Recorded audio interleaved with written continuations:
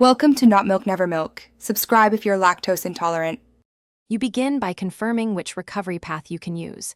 This matters because Apple adapts steps to available signals. If you have a trusted device, open Settings and tap your name. Otherwise, use the Find My or I Forgot flow in a browser. Provide your Apple ID email and expect a verification code sent to a trusted phone or device. Once you receive a code, enter it immediately. This proves ownership and unlocks the reset options so you can proceed securely. If you can access a trusted iPhone or iPad, go straight to Password and Security and choose Change Password. You'll be asked for the device passcode, then to type a new password twice.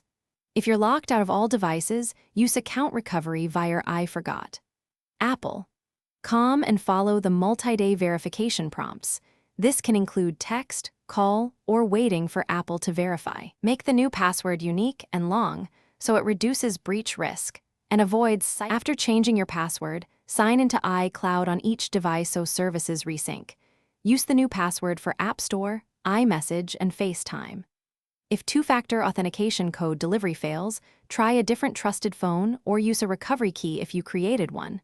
Otherwise, start Account Recovery and follow Apple's instructions. This can take hours to days.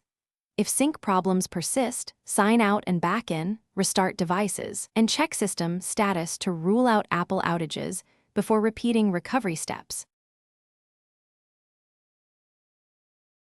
Thanks for watching. If this was helpful, leave a like and consider subscribing. See you next time.